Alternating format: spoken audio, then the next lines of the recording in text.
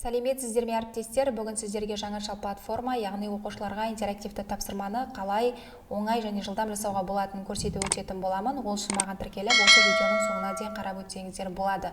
Ең алдымен браузерге барып Quizlet деп жазамыз. Мінекей бірінші сайтқа кіреміз. Осы сайттың сілтемесін осы видеоның астына описание бөліміне қалдырып өтетін боламын. Сол жерге кіріп, тіркеліп, осы сайтта сабақтарыңыздан қолданып көрсеңіздер болады. Бұл сайтқа өзіңіздің Google аккаунтыңызбен немесе почтаңызбен тіркеліп алуға болады. Тіркелу өте оңай. Енді бізде платформаның ең алғашқы беті осылай шығады. Платформада тапсырма құрастыру үшін жоғары жақта плюс батырмасы бар. Тренинг модулі дегенді басамыз. Басқаннан кейін бізде тапсырма құрастыратын осындай бетше ашылады. Енді осы жерге тапсырмамызды құрастырып шығатын боламыз. Тақырыпты енгіземіз.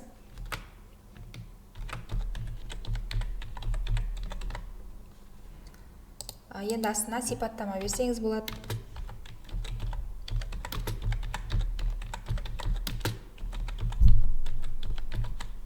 Тапсырма деп қойдық. Енді астында сұрағын және қасына анықтау деген жерге жауабын алып келсеңіз болады.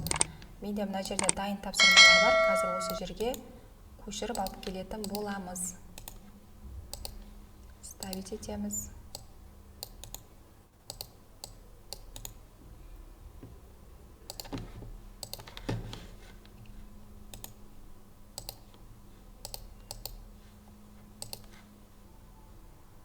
Өзіңізге неше сұрақ жауап керек, соның барлығын осы жерге жазып шықсаңыз болады. Сұрағын және қасына жауабын енгізіп шығасыз.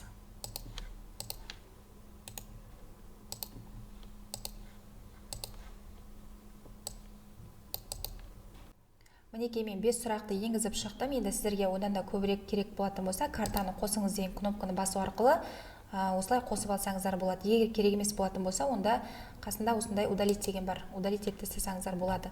Енді осы жерден қазір тілін таңдаймыз, қазақ деп. Сосын астында жасау деген кнопка бар. Жасағаннан кейін автомат түрде бізде осындай тапсырма шығады. Енді осы жерден өзіміз таңдайтын боламыз. Қандай тапсырма түрі керек, соны осылай оқушыларға таңдатып орындатсаңыз болады. Қараңыздар. Бізде int дегеніміз ол бүтін сан, дұрыс. str деген жолдар. Мінекей.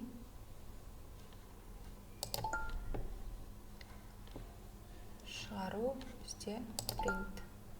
Міне өте керемет. 5 сұраққа жауап бердің деп шығып тұр. Мінекей осы жерде егер дұрыс емес болатын болса, дұрыс емес жауабы шығатын болады.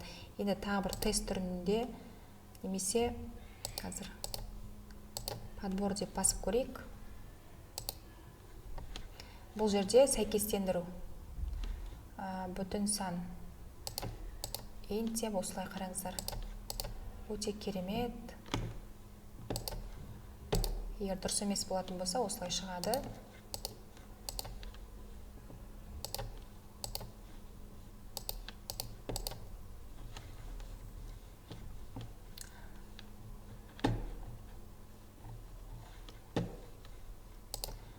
Осылай сабақтарыңызда қолданып көрсеңіздер болады. Өте керемет. Міндетті түрде қолданып көріңіздер. Осы ұсынған видео ұнаса лайк басып пікір қалдырыңыздар. Алдағы уақыттарда тағы да пайдалы ақпараттармен бөлісіп отыратын боламын. Осындай пайдалы ақпараттарды өздеріңіздің достарыңызбен, әріптестеріңізбен бөлісе отырыңыздар.